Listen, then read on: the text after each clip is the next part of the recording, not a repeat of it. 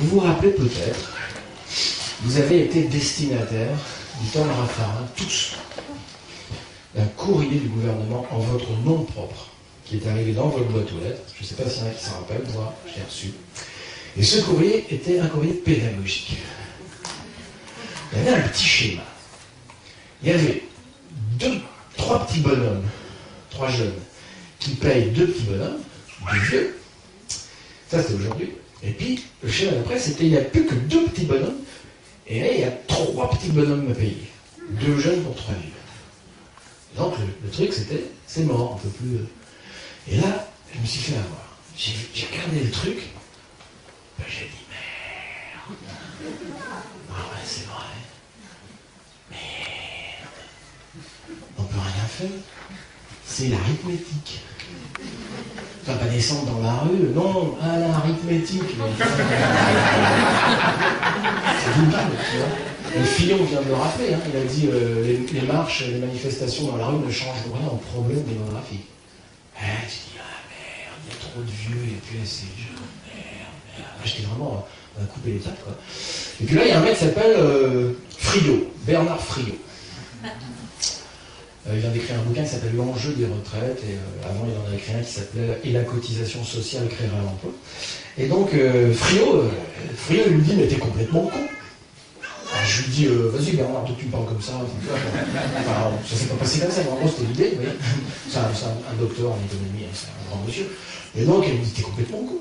Ici on suit ton raisonnement à la Raffarin. Alors, en 1944, il y avait 15 millions de paysans pour nourrir 40 millions de Français. Et comme on sait qu'en 2010, il n'y aura plus que 1 million de paysans pour nourrir 50 millions de Français, on peut prédire une immense famine en 2010.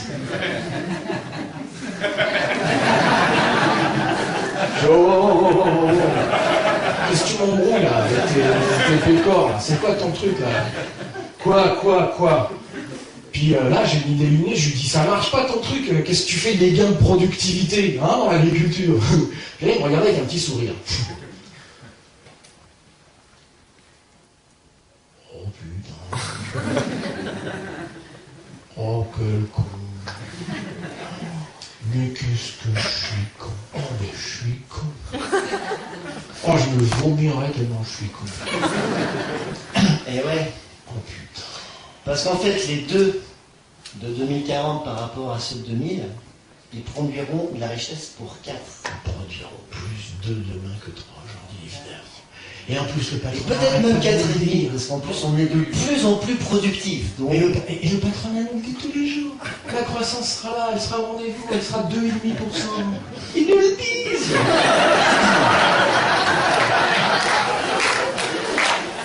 Et donc, ça change tout comme dessin. Parce que si on passe de 3 à 2 à 4 à 3, donc 4, l'équivalent de 4 actifs pour financer 3 retraités, on voit carrément que c'est beaucoup plus jouable. Il va peut-être falloir faire un petit peu d'effort, mais on est quasiment dans les mêmes proportions finalement. Donc c'est carrément jouable. Donc en fait, ça vaut le coup de se battre. Et là, on n'est plus sur l'arithmétique.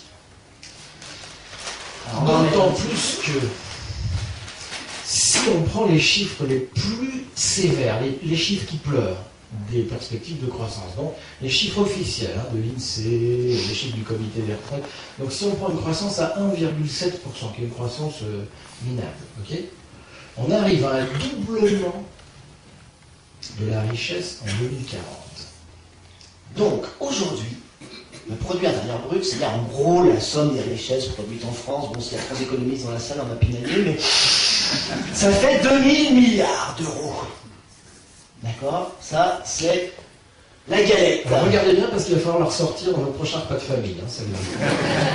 En 2010, là, on est à 13% de cette galette pour financer le système des retraites. Il faut prendre 13%, ce qui fait environ 260 milliards tous les ans pour financer la retraite. Ça, c'est en ce moment, c'est cette année. OK? En 2050... Si on suit donc les prévisions même assez pessimistes de 1,7 en moyenne, on aura donc doublé la galette. C'est-à-dire 4000 milliards. Et c'est vrai qu'il va falloir faire un effort de cotisation parce qu'il y aura effectivement plus de retraités. Donc il faut faire un effort et là il va être de 18%. 18%. Et donc là, ce que fait le gouvernement, c'est qu'il nous explique que ça fera un paquet de pognon, c'est-à-dire que ça fera 700... Moi, c'est combien ça déjà? 700. Il va falloir passer de 13% à 18%. C'est pas possible. Ils disent même pas ça. Ils disent va falloir tripler l'effort. Tripler l'effort. De 260 milliards à 720 milliards. Comme si c'était le même gâteau. Alors, on vous propose juste un exo à faire dans votre repas de famille. 2000 milliards moins 260 milliards. Sur la nappe. Il reste combien? 1740. 1740 milliards. Ça, c'est en 2010, il reste 1740. Pour le capital, les salaires d'investissement. En 2050, il restera combien une fois qu'on aura mis les 720 milliards? 3280 milliards. Il me reste encore de la thune. Ça va peut-être être suffisant finalement, ce vrai choix. C'est qu'un choix en fait. Un putain de problème de financement des prêts. Attendez, ça c'est les chiffres qui pleurent. Ça c'est les chiffres tristes. Maintenant Friot dit, supposons qu'on revienne par nos luttes, qu'on abolisse cette aberration, d'accord, ce qu'on appelle la réforme Balladur. Est-ce que vous savez quel est le vrai nom de la réforme Balladur? Petite liste. Balladur, quand il arrive au pouvoir, d'accord, il trouve un paquet cadeau avec un ruban rose. Rose. Il l'ouvre et il fait « Non, ça passera pas ». Et les fonctionnaires de Bercy disent « Ça passera jamais, on va foutre tout le monde dans la rue ». Et ça passe. Balladur n'a rien fait, c'est Rocard et Bérégovoy qui ont préparé la caisse de retraite. Et donc Friot, il nous dit, si on rajoute 3% de plus, donc on monte à 21% pour financer la retraite, on peut revenir sur toutes les cases précédentes. On peut revenir à 37,5 annuités, on peut revenir sur la réforme des complémentaires, on peut revenir sur les 10 meilleures années de salaire dans le privé pour calculer le montant de la pension, on peut revenir sur tout avec 21%. Donc il restera quand même pas mal de gâteaux, parce que 3% de plus, tu vois, on est encore au-dessus de 3000 milliards. Donc, ça devrait pouvoir le faire. Et donc le mystère, c'est pourquoi avons-nous accepté d'enrayer, de cesser un mouvement historique, qui était un mouvement d'augmentation régulier, normal, des cotisations patronales, qui suivait un mouvement régulier normal de croissance de richesse, qui était de toute façon toujours plus gros, qui était de plus en plus gros. Pourquoi est-ce que nous avons accepté d'arrêter ça?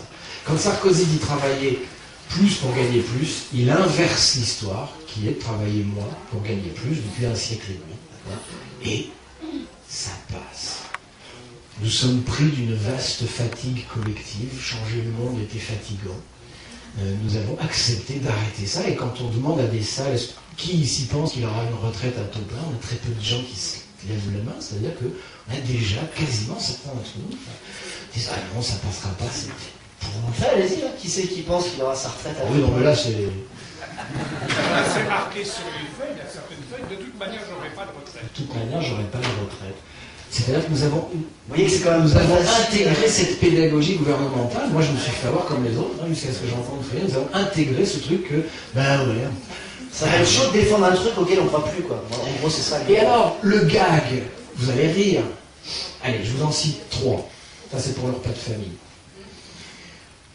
L'effort qu'il a fallu consentir en augmentation des cotisations patronales sur les 40 années précédentes, ça a consisté à passer de 5% à 13%, soit un effort de 8 points. L'effort sur les 40 années à venir, ça sera de passer de 13% à 18%, soit un effort de 5%. C'est-à-dire que nous sommes historiquement dans un phénomène de décélération du coût de la retraite. La retraite coûte de moins en moins cher par rapport à la richesse qui continue d'augmenter. Et donc on nous fait croire que la retraite coûte de plus en plus cher. L'effort à fournir avant était beaucoup plus lourd pour le patronat qu'il ne l'est maintenant.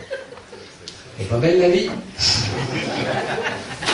Alors moi, une des dernières fois où je me suis fait avoir, alors ça par contre, François Ruffin l'a très très bien expliqué hier, c'est l'histoire des 10 points qu'on s'est fait chourer sur la vingtaine de dernières années. Hein. Donc je ne le refais pas, mais peut-être que tout le monde ne l'a pas vu, mais vite fait, en gros, En gros, il y avait une répartition de 70 pour les salariés et de 30% pour le capital. D'accord? De ce côté-là, c'est les salariés. Et de ce côté-là, c'est le capital, les Vous dites actionnaires, les les salariés maintenant. Hein. On ne dit plus les travailleurs. Hein.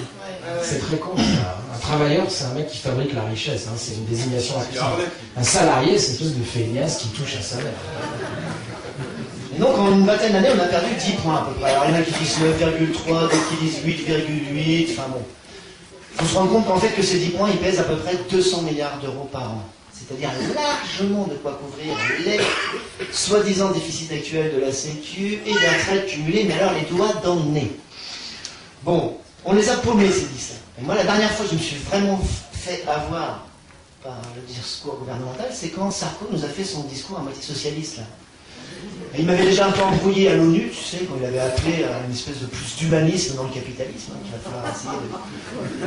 J'avais trouvé ça déjà... Moraliser le capitalisme, vous avez un tigre qui avance vers vous dans la jungle et vous lui dites « Couchez Kiki !»